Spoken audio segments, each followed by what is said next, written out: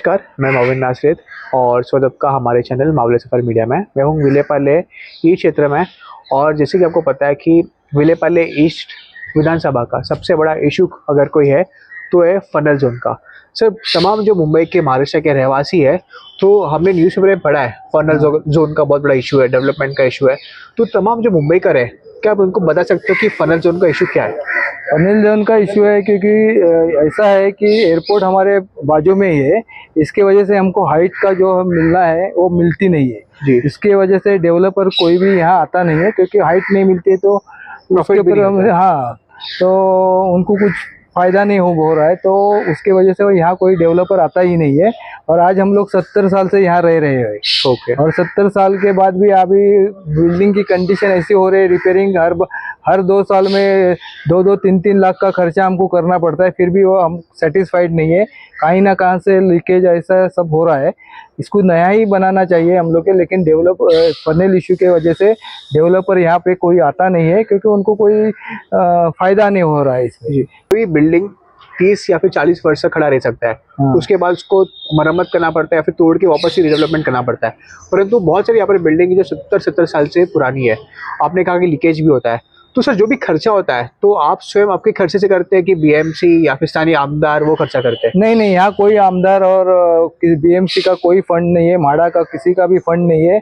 हम लोग प्राइवेट इसमें ये आते हैं, तो इसकी वजह से हमको ही अपने पॉकेट से निकाल के खर्चा करना पड़ता है। ओके। जो अभी हमारी उम्र 60-70 साल के आसपास हो चुकी है। करेक्ट। हम लोग अभी रिटायरमेंट हो चुके हैं, तो उसके बावजूद भी अभी हमको ये सब खर्चा उठाना पड़ रहा है जो हमको अभी भारी पड़ रहा है जी आजकल। तो हमको ऐसा ये है कि गवर्नमेंट कुछ हमको हेल्प करे, जैसे कि टीडीआर और इसमें क्योंकि एफएसआई जैसे कि डेवलपर यहाँ आके हम लोग को एक अच्छा मकान दे सके। जी सर, हमें बताइए, दर्शकों को बताइए कि हर साल मेंटेनेंस का आपके बिल्डिंग का, आपके सोसाइटी का कितना खर्चा होता है? तो भी नॉर्मली 2.5 से 3 लाख तक खर्चा आ जाता है। ओके। आपका मेंटेनेंस का अलग और रिपेयरिंग का वो अलग खर्चा होता है। फिर क्या होता है कि मेंटेनेंस में उतना जमता नहीं क्योंकि 2-3 साल में हमको खर्चा करना ही पड़ता है। फिर हम लोग को हर इंडिविजुअल फ्लैट के पीछे 25 से 30 हज़ार रुपया खर्चा करना पड़ता है। जैसे कि अभी शेड डालना है तो हर आदमी को कम से कम 20 हज़ार रुपया उसका खर्चा आता है,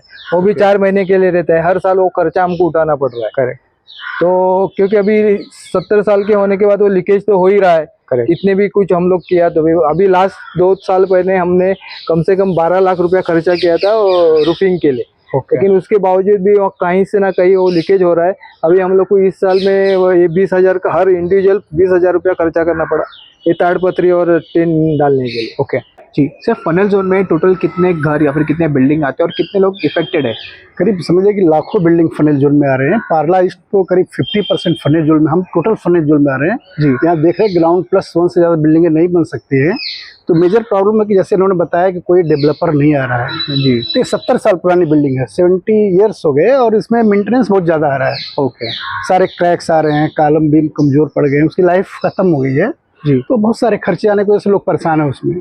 लोगों का सोचना है कि अगर ये डेवलप हो जाए तो डेवलप कैसे होगा, इसका या तो गवर्नमेंट टीडीआर दे हमें जी, कहीं हम ट्रांसफर करके इसका टीडीआर यूज़ करके इसका पैसा लगा के यहाँ पर डेवलप करें।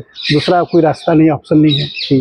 फिर कभी आपको ऐसा परिस्थिति हुआ है कि बहुत बारिश गिरा और आपकी बिल्डिंग इतनी पुरानी है तो कभी जान का खतरा हुआ है आपको? देखिए, अगर ये मेंटेनेंस नहीं करते तो हो सकता था, ये प्रॉब्लम आ सकता था। ये लाखों रुपए साल का जो मेंटेनेंस में जा रहा है, इसके लिए लोगों की जान बची हुई है और काम चल रहा है, बिल्डिंग रुकी हुई है जगह पे जी। नहीं 70 ईयर्स बिल्डिंग का आप समझ सकते हैं कि लाइफ क्या होगी, जुनी बिल्डिंग हो चुकी है। इथे कुमार सोसायटी आहे, कुमार सोसायटी 2 सोड आहेत, समोर आणि समोर 2 सोड आहेत। रोड मला वाटतं एक 60 फूट असेल आणि ह्या रोडला महंत रोड म्हणतात, महंत रोड एक्सटेन्शन। ही बिल्डिंग 60 ते 70 वर्ष जुनी आहे। तुम्ही आता पाहिला असेल, पूर्वी रस्ता खाली होता आणि बिल्डिंग वरती होती।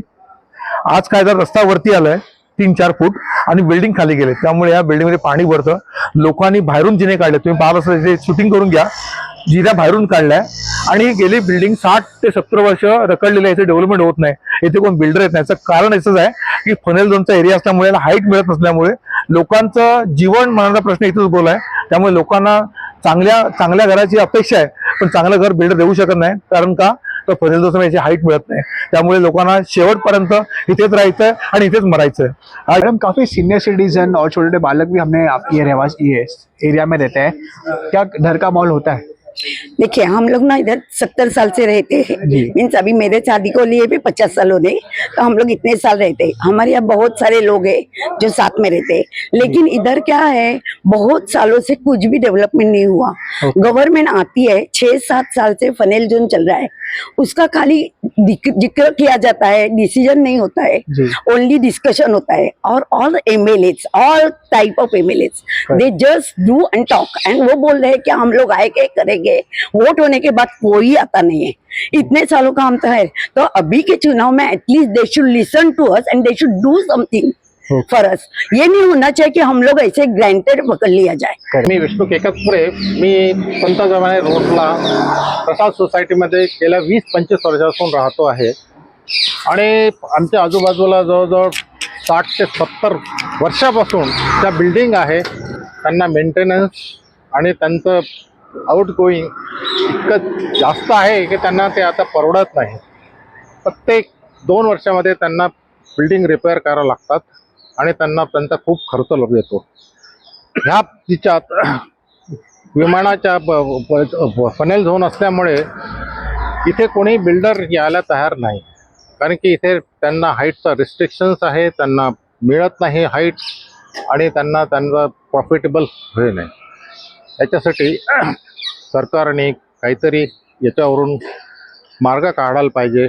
बऱ्याच वेळा हा प्रश्न आम्ही उद्भवला, आम्ही गव्हर्नमेंटला दिला, ॲप्लिकेशन दिले, पण त्याच्यावर काही अजून जास्त तोडगा निघाला नाही। आणि दुसरं म्हणजे विमानाचा भयंकर त्रास होत असतो लोकांना, हार्ट पेशंट आहे, लोकांना धगधग होते, तर याच्यासाठी तर दुसरा एक उपाय आहे की इथे फनेल झोनमध्ये बिल्डिंग रिडेव्हलप करायला गव्हर्नमेंटने सिरियस विचार करायला पाहिजे। मी महेश देऊलकर प्रशाल सोसायटीमध्ये राहतो, गेली 20 वर्षापासून राहतो आणि फनेल झोनमध्ये मी जवळजवळ 40 वर्षापासून राहतोय। तर फनेल झोनमध्ये असल्या कारणाने इकडे कोणी डेव्हलपर येत नाही डेव्हलप करण्यासाठी, त्याच्याने बिल्डिंग जुन्या होत चालल्या आहेत आणि त्या पडत चालल्या आहेत। पुढे काय करायचा हा मोठाच प्रश्न आहे, त्याच्यामुळे सरकारने याच्यावरती योग्य तो निर्णय घेतला पाहिजे आणि त्याच्यावर आम्हाला काहीतरी फायदा दिला पाहिजे की आम्ही लवकरात लवकर इथे डेव्हलप करू। त्याच्याबरोबर दुसरी गोष्ट प्रदूषणाची आहे, आवाज होतो, माणसं इकडे वयोवृद्ध माणसं राहतात, त्यांना त्रास होतो, मग तो तर दुसराच प्रश्न आहे। त्याच्यामुळे या दोन्हीचा जर विचार झाला तर इकडच्या लोकांना तरी फायदा होईल त्याचा, माझं म्हणणं एवढंच आहे। नमस्कार, मी शारदा लिमये, मी गेली 25 वर्ष या सोसायटीमध्ये ओम महंत कुमार या सोसायटीमध्ये राहते आहे। आमची सोसायटी फनेल झोन या एरियामध्ये येते आणि त्यासाठी आमच्या सोसायटीचं रिडेव्हलपमेंट होणं फार कठीण झालेलं आहे। आम्हाला सिनियर सिटीजन्सना या संदर्भात अतिशय अडचणींचा सामना करावा लागत आहे। लवकरात लवकर आमची रिडेव्हलपमेंट झाली तर आम्हाला खूप बरं वाटेल। आम्हाला सगळ्यांचे, खूप जणांचे खूप प्रॉब्लेम्स आहेत, मेंटेनन्स खूप भरावा लागतोय, परत बिल्डर्स जास्त कोणी येत नाहीत या भागामध्ये। तर या सगळ्या अडचणींचा विचार करून सरकारने जसं इतर कोणत्या गव्हर्नमेंट प्रोजेक्टना मदत केलेली आहे, कारण विमानतळामुळे आमचा हा प्रॉब्लेम झालेला आहे, तर विमानतळ हे सर्वांच्या सोयीसाठी आहे, तर मग आमचे देखील प्रॉब्लेम त्याच्यामध्ये कन्सिडर करून त्यांनी त्याच्यावर चांगला मार्ग काढावा ही विनंती आहे सरकारकडे।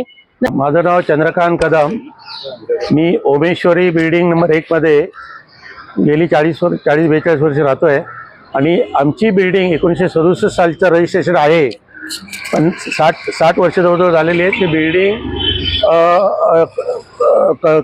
कमकुवत आहे आणि आम्हाला दर 4 वर्षांनी 50-50 लाख खर्च करावे लागतात आणि मेजॉरिटी मेंबर्स आर रिटायर्ड आणि त्या रिटायरमेंट लोकांना एवढा खर्च झेपत नाही।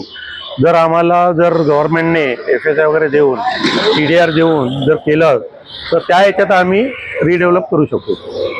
तर गव्हर्नमेंटने याच्यावरती, आणि दुसरं आवाजाचा प्रदूषणाचा आम्हाला खूप खूप त्रास आहे। विमानात आता सिनियर सिटीजन बहुतेक आमच्याकडे आहे, इतक्या विमानाचा प्रचंड आवाजामुळे आम्हाला खूप त्रास होतो। काही लोक हार्ट पेशंट पण आहेत आमच्या सोसायटीमध्ये, त्यांना खूप त्रास होतो, तर यावरती गव्हर्नमेंटने विचार करावा। नमस्कार, मी चंद्रकांत पवार। आत्ता पार्ल्यातल्या बऱ्याच नागरिकांनी आपली मुलाखत दिलेली आहे या चॅनलला की फनेल झोनबद्दल आपल्या ज्या समस्या त्या मांडलेल्या आहेत, मोठी सर्वात महत्त्वाची समस्या आहे. रोज दिवसातनं हजारो विमानं इथून उडतात, लँडिंग होतात, उतरतात, चढतात विमानं, आणि त्या विमानाचा परिणाम इथे जे सिनियर लोक, बरेच लोक रिटायर आहेत पार्ल्यामध्ये, सिनियर लोक, त्यांच्या आरोग्यावर परिणाम होतो, त्यांना हार्टचा प्रॉब्लेम होतो. अनेक लोकांचे असे या उड्डाणामुळे मृत्यू झालेले आहेत. दुसरा गोष्ट म्हणजे इथे मुलांचं शिक्षण चालू असतं, अभ्यास करत असतात, त्यावेळेला विमानं उडतात, त्यावेळेला मुलांच्या अभ्यासावर परिणाम होतो. तिसरी गोष्ट म्हणजे इथे जो पनवेलचा विषय आहे, त्या विमानं उडण्यामुळे इथे पूर्ण हा एरिया पनवेल झोन असल्यामुळे लोकांचे मोबाईल लागत नाही, लोकांना रस्त्यावरून बोलावं लागतं. कारण का तर मोबाईल पकडत नाही आतमध्ये घरामध्ये. हा सगळ्यात मोठा इश्यू आहे. कोणाला फोन करायचा असेल तर आम्हाला बाहेर येऊन बोलावं लागतं, बिल्डिंगच्या घराच्या बाहेर, आणि फोन करावं लागतात. त्यामुळे हा मोठा इश्यू असल्यामुळे याच्यावर लोकांनी काहीतरी, जसे लोकांनी आज म्हटलंय की आम्हाला न्याय मिळावा, तर आम्हाला या इथल्या लोकांना न्याय मिळावा, सरकारने काही चांगला न्याय द्यावा, योग्य न्याय द्यावा, आणि लोकांच्या समस्या सोडावी, एवढीच माझी इच्छा आहे. धन्यवाद. जय हिंद, जय महाराष्ट्र.